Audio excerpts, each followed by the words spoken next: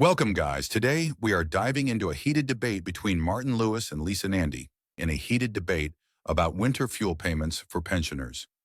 Lewis criticized the government's approach, highlighting that 780,000 pensioners with incomes below £1,400 are missing out on the payment due to not claiming pension credit.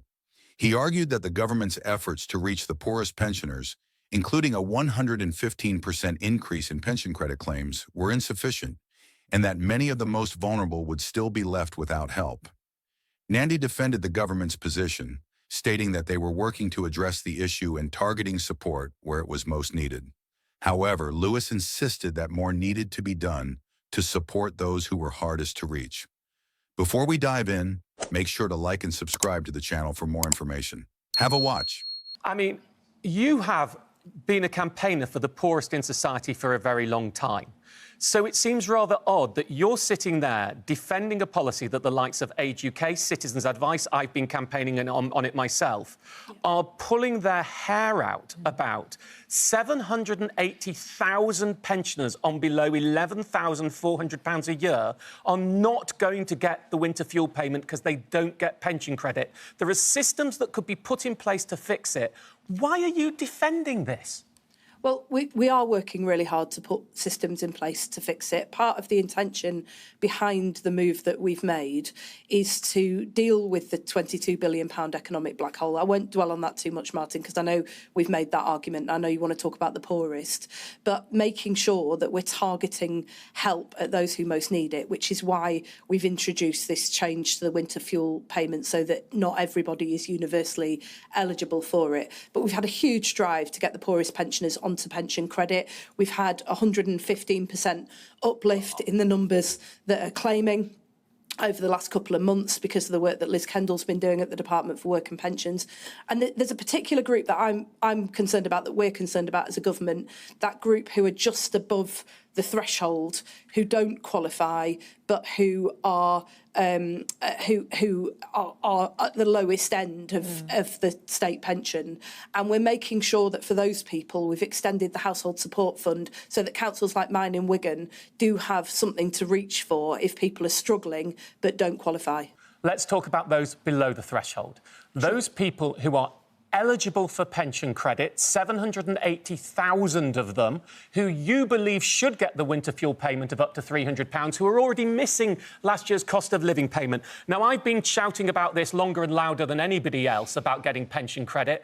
Yes, there's an uplift of 115%, but that's an increase of a maximum £20,000 a month. It would take you 4 years before all these people were claiming pension credit. The poorest pensioners, the poorest, under £11,400, you believe they should get pension credit and winter fuel, but they're not going to claim. They're the hardest to reach. You're not writing individual letters to them. You're not linking it to attendance allowance and housing benefit. There's lots you could do. So to try and talk about we're targeting the poorest, the truth is you're not targeting them. Why aren't you writing them bloody letters? Oh, well, we are actually. Sorry, apologies. No, it's fine. And I know how strongly you feel about it, Martin. I know that you've been in to see the Chancellor, and we do take very seriously what you say, what Age UK says, and we're working with the widest range of people to make sure that we do reach those people. But the truth is, Lisa, you have to accept you're not going to reach them because those are the people hardest to reach. So how are you going to protect them? In fairness, you just said to me, you're not writing bloody letters. Well, we are.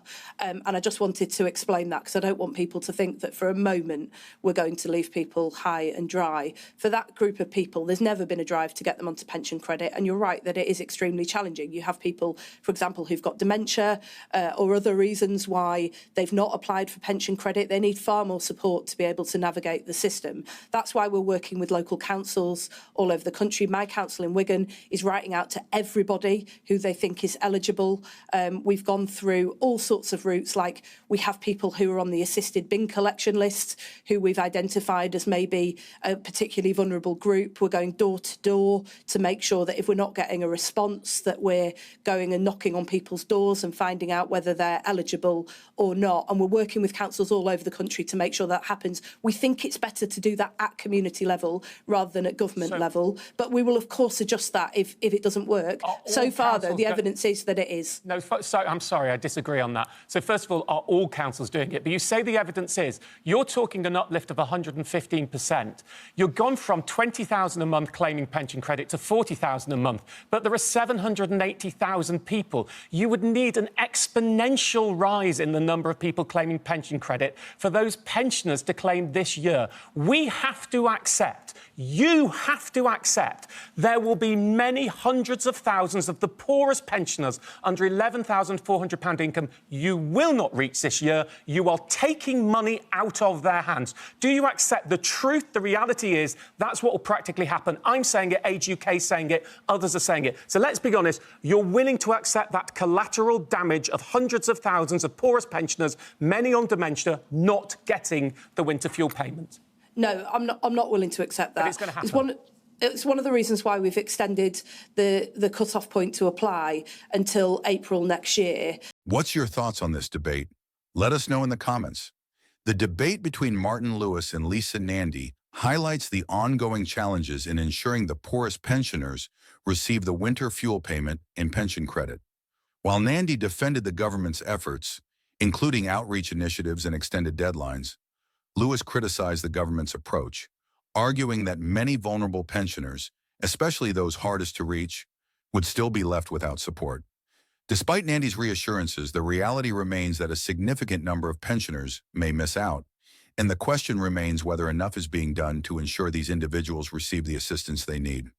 Ultimately, both sides agree on the importance of supporting the most vulnerable, but the path to achieving this remains contentious. I think Nandy is totally lying about the government's efforts. If this video informed you, make sure to like and subscribe for more updates.